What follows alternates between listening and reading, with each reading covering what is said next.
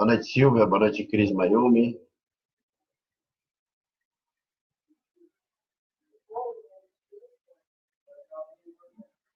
Bom, gente, essa é a primeira live oficial, digamos assim, né? A outra foi teste do grupo lá de psicossomática. Nossa intenção aqui nessas lives seria o quê?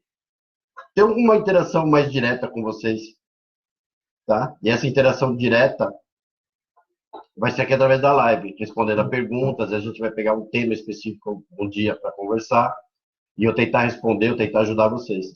Essa primeira aqui não vai ter muita preparação, eu não tive muita preparação, porque ainda é uma primeira e tal, então eu não me preocupei muito com isso. Mas numa próxima aí a gente pode pegar um assunto específico, eu faço até alguma coisa mais didática e tal, para explicar certos assuntos, etc. É importante a gente, então, hoje também é mais um teste, a gente vai estar vendo como é que funciona a coisa aí.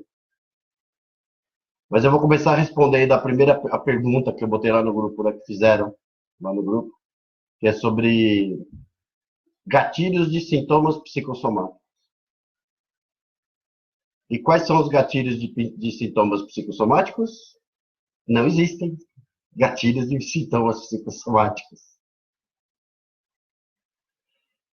Por que não existe gatilhos de sintomas psicossomáticos? Psicossomático, embora o nome sugira bastante isso, certo? É uma somatória, né? Seria algo que vem de lá de trás até aqui na frente. Então, não existe um momento, não existe, por exemplo, um gatilho mesmo, como existe, digamos, da ansiedade. Às vezes as pessoas falam, cara, entrei numa crise de ansiedade do nada. Não é do nada. Às vezes está vivenciando uma situação, sentiu um cheiro, ouviu um barulho, viu uma determinada situação que estimulou lá dentro, certo, alguma insegurança, algum medo, alguma coisa relacionada a medo aí, e dispara ali aquela crise dela de ansiedade.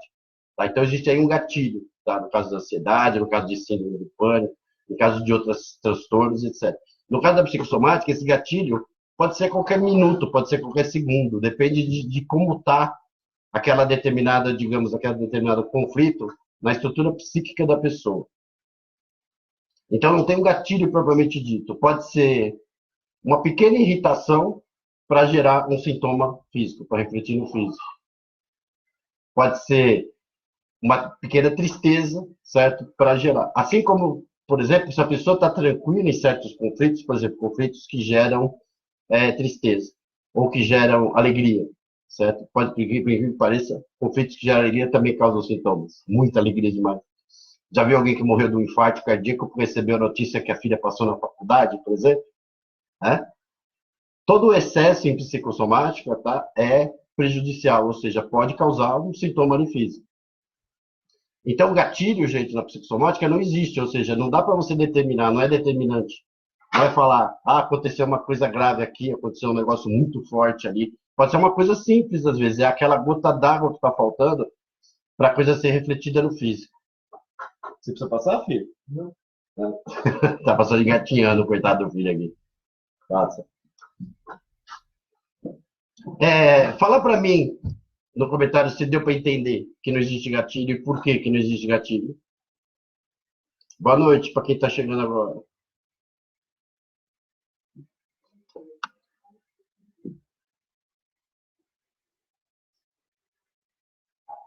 Alguém pode comentar para mim se deu para entender? Entenderam? Por que não tem gatilho na psicossomática?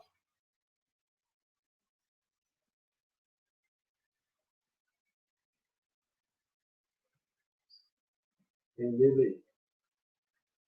Eu sei. O filho está me ensinando. Tem delay, pai, na live. Estou aprendendo.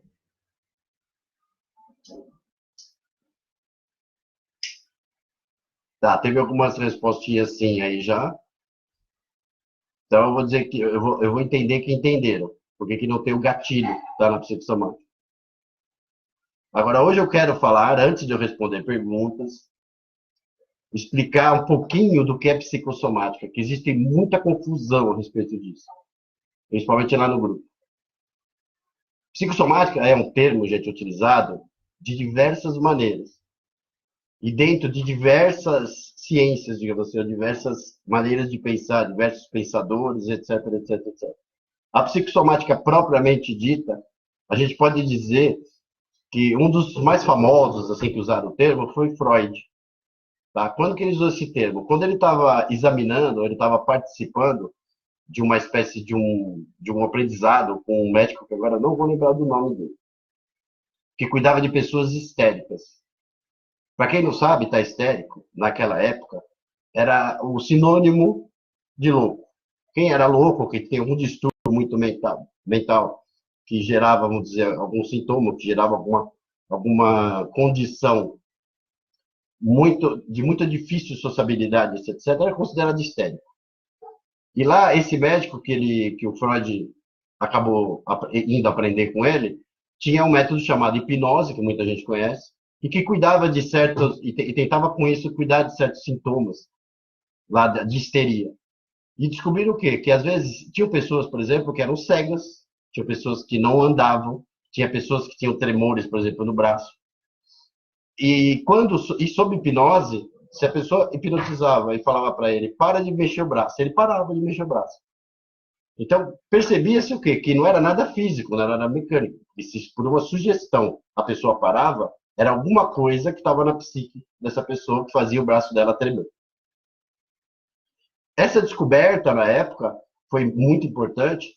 Percebeu-se que tinha, então, podia acontecer alguma coisa lá na psique das pessoas, certo? Que já tem gente citando um monte de gente. Eu estou falando do Freud, que ele é o mais famoso, tá, gente? Todo mundo conhece. Quando eu falo Freud, todo mundo conhece. Mas tem outros pensadores antes dele e depois dele. Eu vou falar dele e vou falar do Winnicott, que são assim os mais famosos. Mas o Freud então descobriu isso, que tinha então sintomas que estavam na mente só da pessoa, somente no mental da pessoa, e que não estavam na parte mecânica. Só que eles se manifestavam de uma forma física. Existia até cegueira, existia cegueira psicossomática, por exemplo.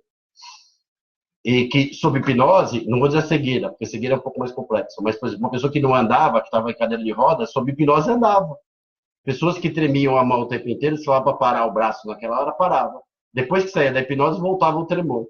Então descobriu que tinha algum conflito ali, na psique da pessoa, e que fazia com que ela tivesse esse tipo de sintoma. Esse sintoma, então, não era real. Tá? Ele não era um sintoma físico, mecânico. Não era um reflexo ainda da psique no físico. Então, esse termo psicossomática lá, ou fenômeno psicossomático, foi usado por Freud naquele momento para justificar aquele fenômeno, por causa do significado da palavra em si. Tanto que ele chamou esse fenômeno, depois de conversão, para os mais letrados aí, para os mais intelectuais, né, ou até para os próprios psicólogos, vão identificar bem essa palavra, conversão, ou seja, converter algo que é psicológico num problema físico. Tá? Essa confusão, então, da palavra, não vou dizer que a confusão começou aí, mas ele usou o termo nessa época em cima dessa psicossomática. Tanto que muita gente acha, até gente da própria área da psicologia e da psiquiatria, que esse termo, às vezes, ele é mal usado lá no nosso grupo. Por quê? Porque ele não explica o tipo de fenômeno que a gente fala no grupo, que é realmente um problema físico, que é realmente o criar, digamos assim, de uma doença física. A psicossomática era utilizada mais nessa visão do Freud, que era o mais conhecido, como se fosse uma conversão, ou seja, como se fosse um sintoma que, na verdade, não existe. Só existe na mente da pessoa e não existe nada físico. Dá para entender a diferença aí, né? Só um minutinho. Dá um oi aqui, Márcia Cobra. A Márcia hoje está corrida, hoje não vai dar para participar até com a gente aqui. Então, beijo, gente.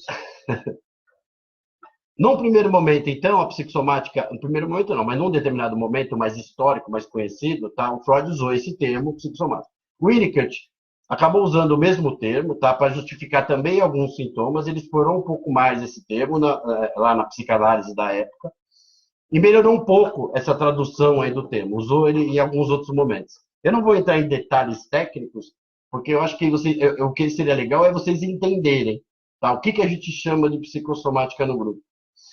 Então, a psicossomática ela é utilizada quando? Esse termo, essa palavra. Quando você está falando vamos falar de psicossoma primeiro, que fica mais fácil de entender.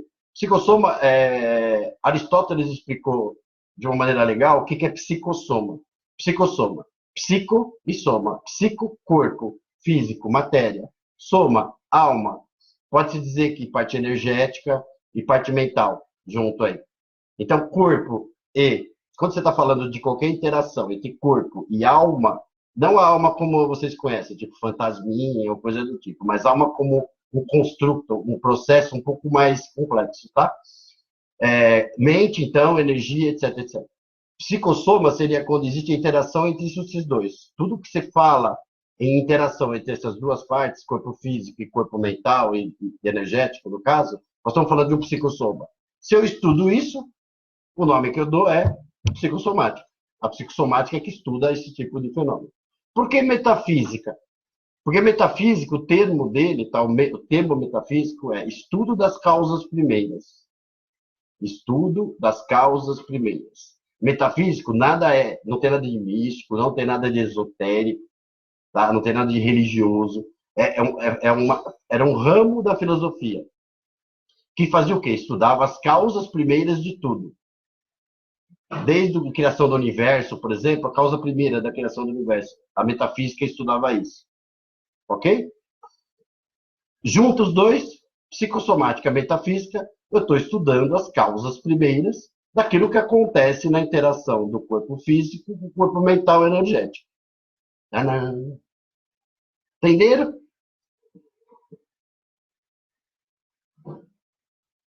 Vou esperar pelo menos um sim aí, vai, para dizer que eu entendi, para eu ficar feliz. Deixa o Caio feliz.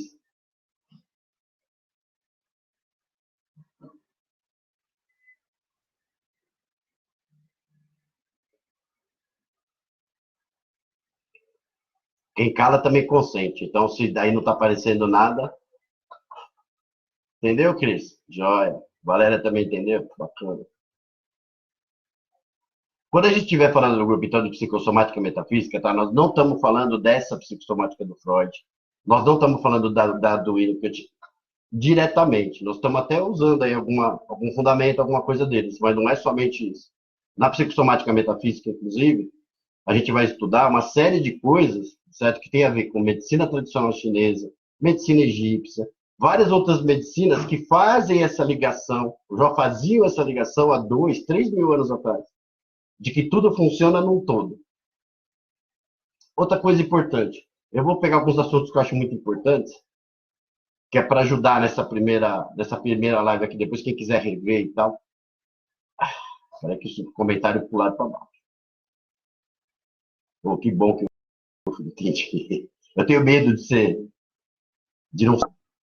Depois, se alguém tiver alguma dúvida sobre o que a gente fala aqui, vocês vão lá para mim no grupo, por favor, tá, gente? E bota lá que a gente tem que responder.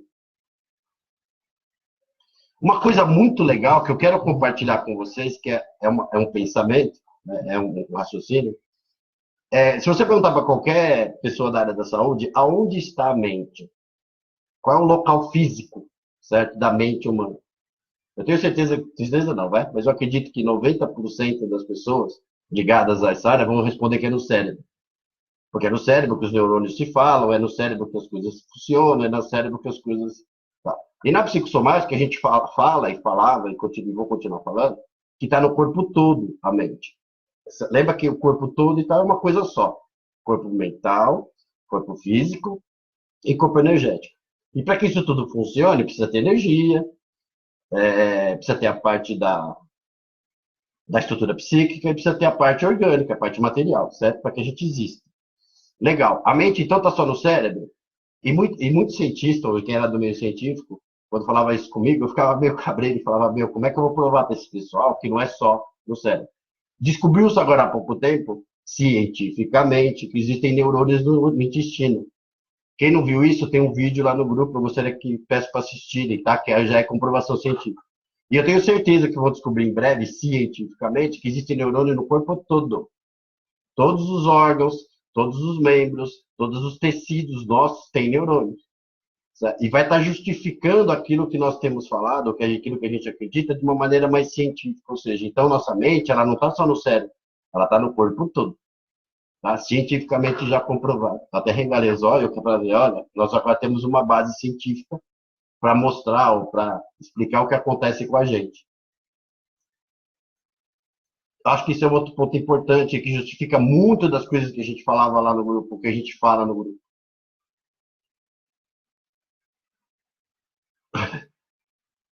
Deixa eu puxar aqui ver se tem alguma pergunta já. Se eu for lembrando de algum assunto importante, eu falo.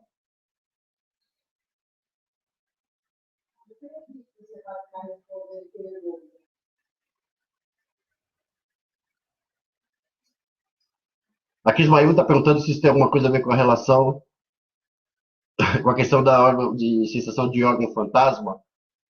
Isso é interessante, né, Cris? Porque faz, inclusive, ele é comprovado isso, entre aspas, né? Que acontece muito em clínica, nos consultórios mesmo, e tal, o cara fala que perdeu a perna, mas ainda continua com dor na perna.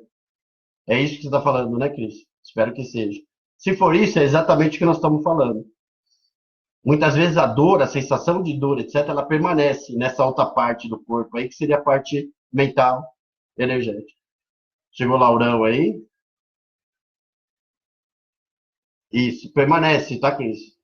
Porque essa parte do corpo, mesmo que você tenha extraído a parte material do corpo, a parte energética e mental, a consciente e tal, continua lá ainda. É muito mais sutil.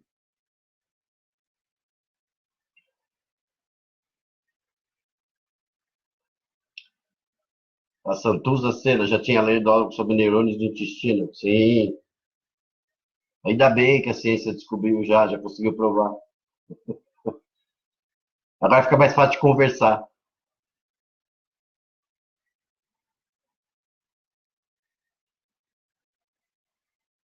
Gente, eu já estou aberto a perguntas. Se alguém quiser fazer pergunta. Se eu lembrar de mais alguma coisa importante da psicossomática e tal, alguma coisa mais geral, eu não falo.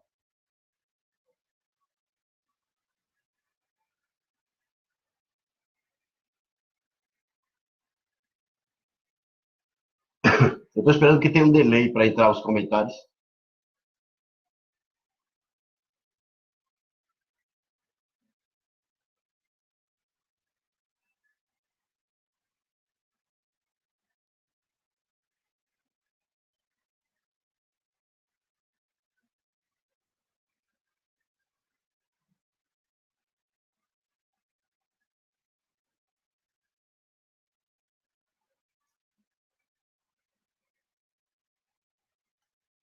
Kellen, boa noite. Ana Helena, boa noite. Eliane, boa noite. Rejane, boa noite. Ellen Pio, boa noite. Ana Lúcia, boa noite.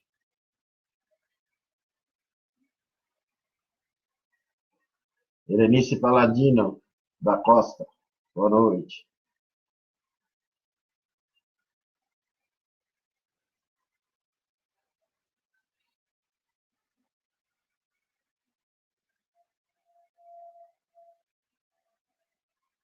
Eu vou falando um pouco mais sobre a psicossomática, gente. Aí, se alguém tiver alguma pergunta e quiser colocar no comentário aí, eu vou respondendo, tá? Na sequência. Ah, Marília Mikelovski, é isso? Espero que eu tenha acertado. Causa de memória, causa de perca de memória, esquecimento. Isso é muito comum, Valéria, quando acontece o quê? Quando você está estressado demais, quer dizer o quê? Quer dizer que você está com muita coisa para fazer, você tem pouco tempo, ou com muito pouco recurso, etc. Você está pensando sempre em agir. O estresse, normalmente, é ruim, dificuldade e tal no agir. Ou é excesso de coisa, ou é falta de recurso, e assim por diante. Então, teu corpo está estressado, ele está inteiro voltado para a ação. Ele não está voltado, em momento algum, para pensar. Então, essa parte da memória, essa parte do raciocínio, etc., ela fica não suprimida, mas ela fica meio que defasada. Porque você está pronta para agir sempre, o tempo inteiro. Então, você não tem nem sossego, não tem nem paz de espírito, digamos assim, para você estar pensando sobre as coisas que você precisa pensar, memorizar, gravar e etc. Por isso que a melhor coisa, eu dou um bom conselho para quem precisa estudar alguma coisa. Tá estressado, etc., no dia a dia, você quer estudar à noite, dá um tempo, vai assistir um filme primeiro, desfoca do dia a dia, do estresse, das coisas que você tem para fazer, certo? Tenta se concentrar em uma coisa só, que seja uma coisa de lazer e tal. Com isso, a hora que você for estudar, se tiver a cabeça mais arejada, sem tanta energia para agir, você consegue pensar melhor.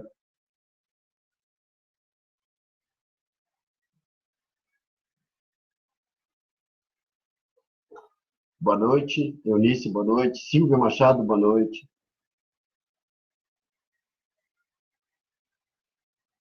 Gente, eu tô aprendendo ainda, tá? Tem algumas coisas aqui que eu demoro para achar.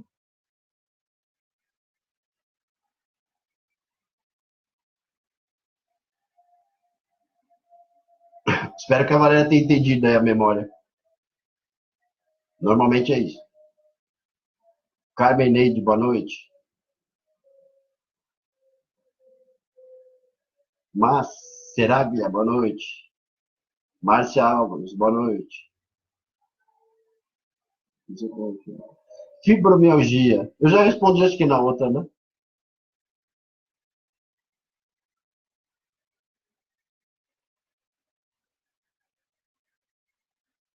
Rejane Zago, falar um pouco mais sobre neurônios do intestino, que pode causar de bom ou de ruim. Não, de bom ou de ruim não causa nada, Rejane, mas é bom repetir para quem chegou agora.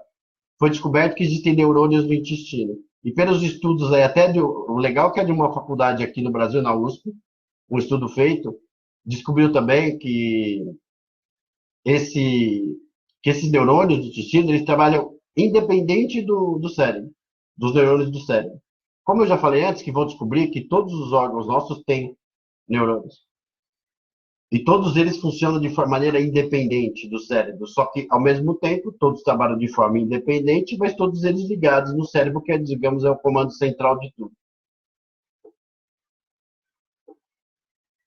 Então, no fundo, ele só justifica que a mente, né, nossa mente, ela está no corpo todo mesmo, certo?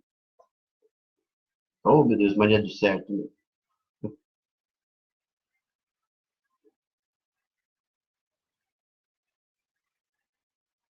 Tá travando?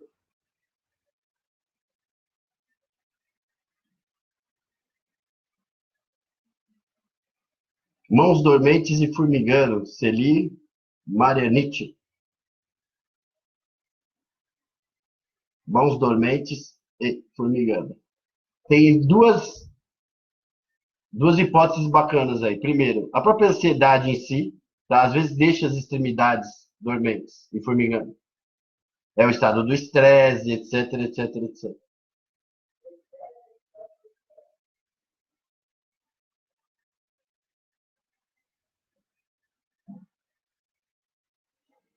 Olha, a Laura fez uma pergunta bem interessante. Caio, alguém que recebe um órgão de outra pessoa pode receber alguma informação do doador?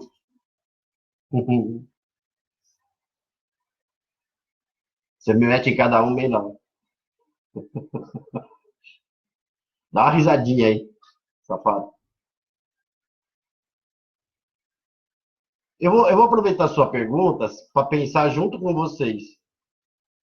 Nosso DNA, gente, uma coisa muito interessante. DNA, nosso código genético. Para que ele serve?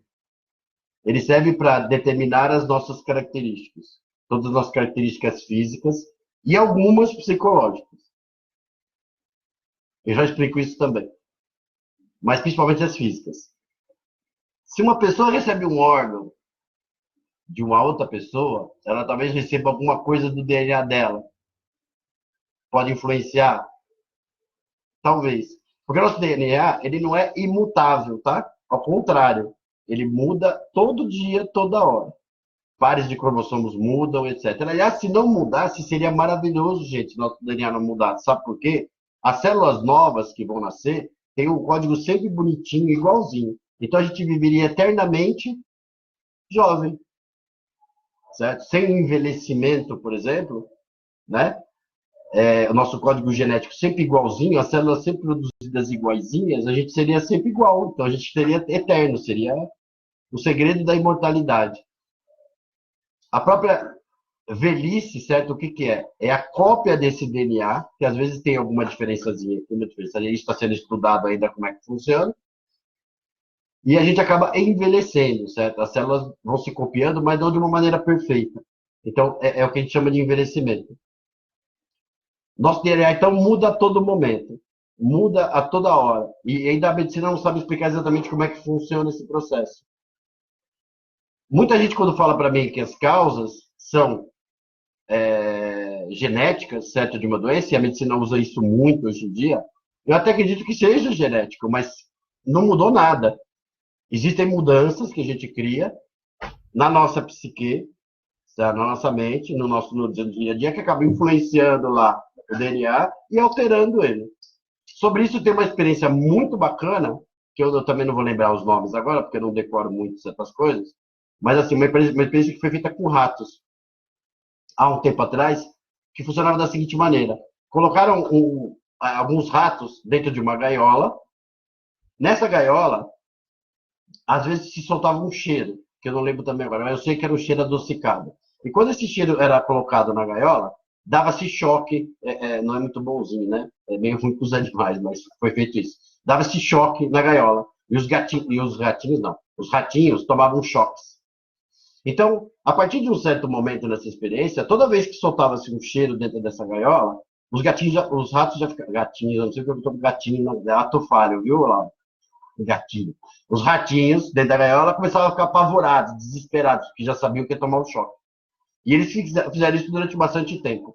Depois fizeram o que com esses ratos? Pegaram esses ratos e fizeram eles cruzar entre si. E nasceu uma nova geração de rato. Olha que coisa interessante. Essa nova geração de rato não foi feita a mesma experiência com ela. Tá? Não foi colocado o cheiro nem o choque. Porém, quando colocaram esses ratinhos já numa determinada evolução, colocaram eles dentro de uma gaiola e soltaram somente o cheiro, esses ratos, que eram filhos daqueles que tinham passado pela experiência, ficaram desesperados por causa do cheiro. Como se eles fossem tomar um choque. A mesma reação que os pais tinham, esses tinham. Então, dá para se dizer que certas coisas são passadas, por exemplo, geneticamente, certos medos? Sim, essa experiência comprovou isso.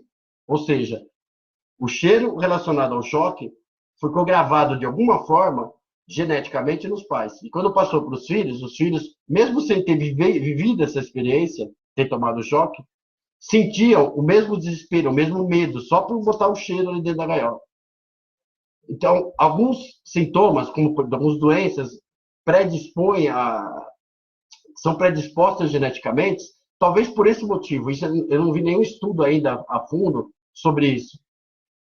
Mas eu acredito que sim, que pode ser passado até geneticamente. Tá? Uma predisposição a doenças relacionadas justamente a isso.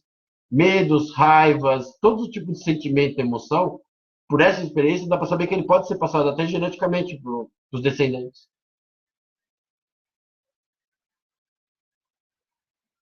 Ah, boa pergunta, Simone Ângela. Essa eu vou ter muito prazer em responder.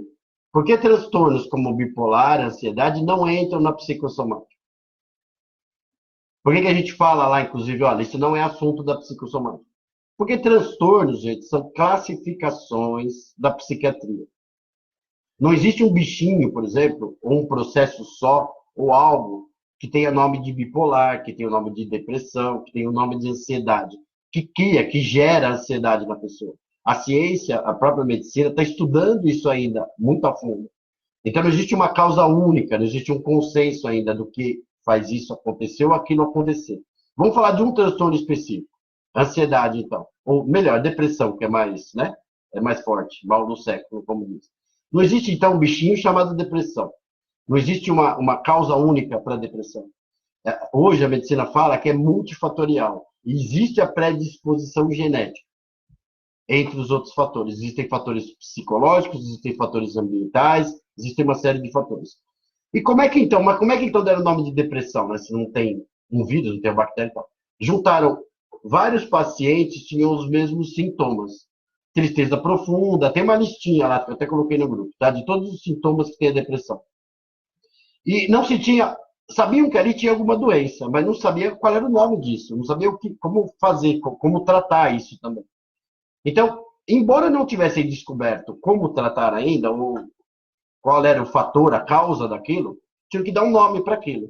Né? Todo mundo, então, que tem esse sintoma, são. Se for contar todos mesmo, dá mais de 20, deve dar uns 30 sintomas. Até porque depressão tem vários níveis. Mas vamos dizer que todo mundo que tinha esses 20 eram chamados de depressivos, deram o nome de depressão. Para poder o quê? Para poder falar, olha, vamos tratar aquele grupo lá que tem o conflito, né, está chamado de depressão? Vamos. Vamos arrumar um remédio para cuidar disso? Vamos. Tá? Mesmo que não se saiba a causa, tinha que tomar certos cuidados, tinha que ser tratado, tinha que ser ajudado, e etc, etc.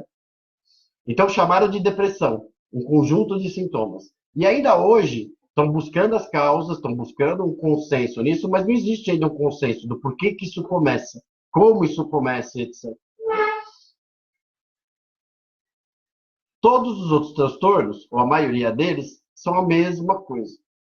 Não existe ainda uma causa única, uma causa específica.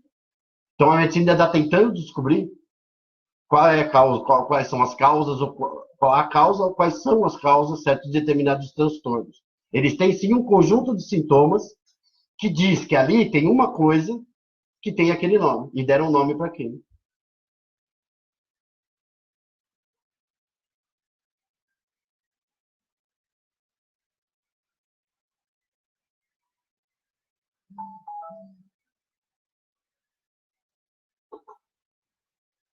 Alô? Deu uma travadinha aqui, espero que não tenha travado muito aí.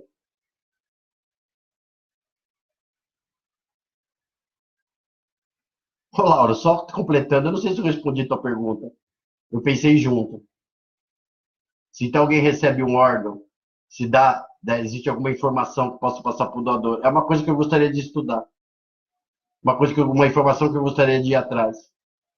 Eu acredito que possa haver, sim.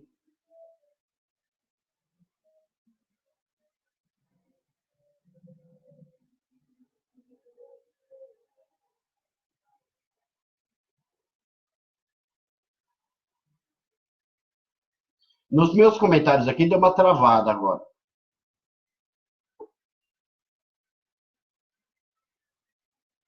Tá, tá travando muito?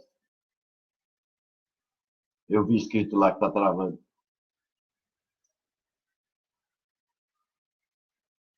Bom, eu vou tentar explicar mais um pouquinho, espero que não trave, eu espero que o gravado fique claro. A parte então dos transtornos, por que que a psicossomática não trata isso? Imagina assim, a psicossomática ela vai estudar, ela vai analisar os conflitos emocionais na psique humanas que causam ou que se transformam em sintomas físicos.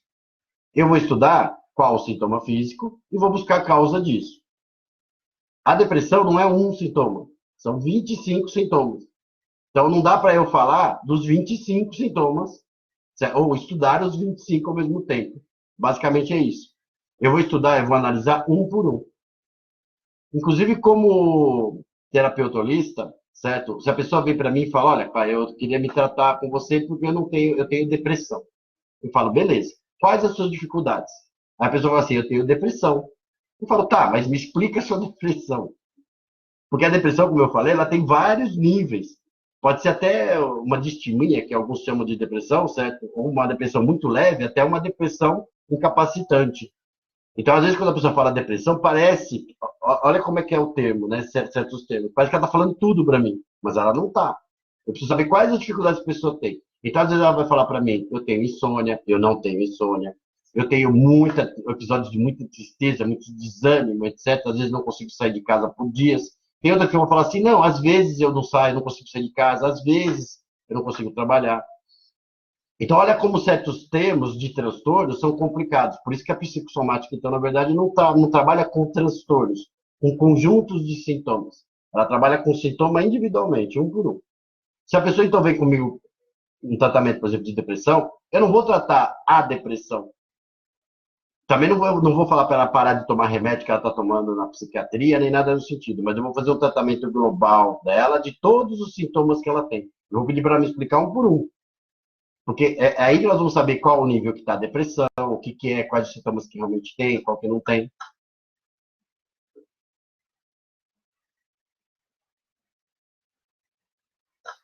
Eu estou tentando puxar os comentários e não está vindo. Você está no negócio?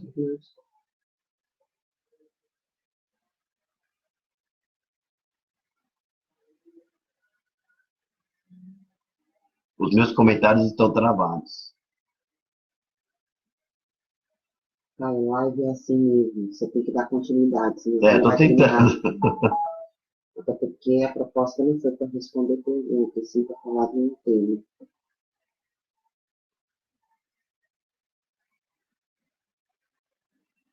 Bom, apareceu uma aqui, compulsão alimentar. Tem alguma explicação? Eu vou responder desse, tá? Compulsão alimentar. Agora viu um monte de coraçãozinho.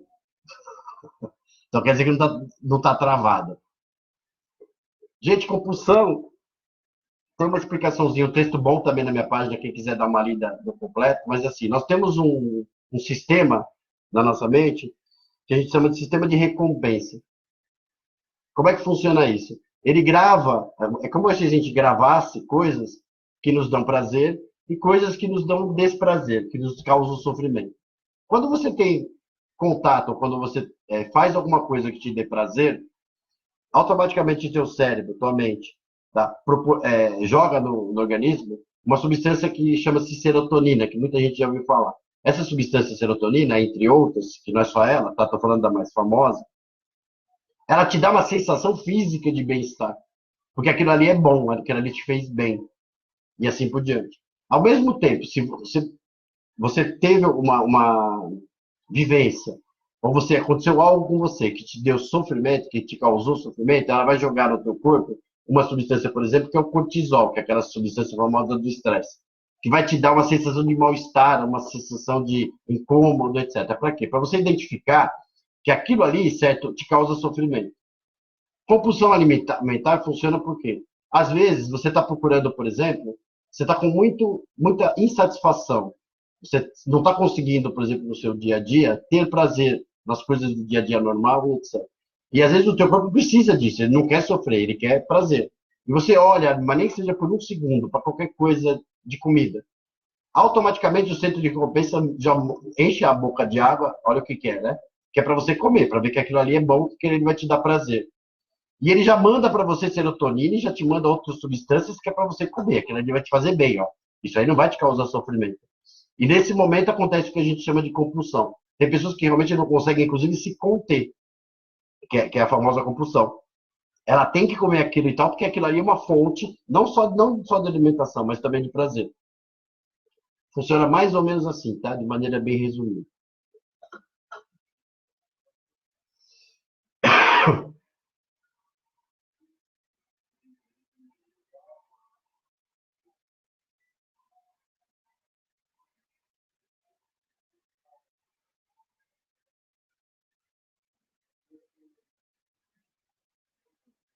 Eu estou tentando dar. Eu queria ver mais os comentários, mas está travando, como eu falei. Se eu lembrar de mais alguma coisa aqui sobre o assunto mencionado, que era gatilhos de sintomas psicossomáticos. Eu respondi lá no comecinho, depois quem quiser rever, tá lá.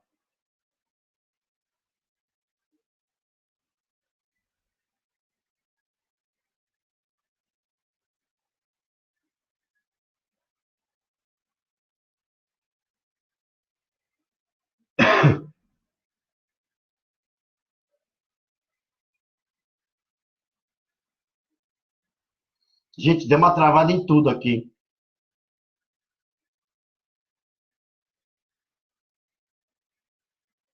Eu estou preocupado que esteja travado aí, tá? Para quem está assistindo. Eu vou dar uma parada por hoje, foram só 45 minutos,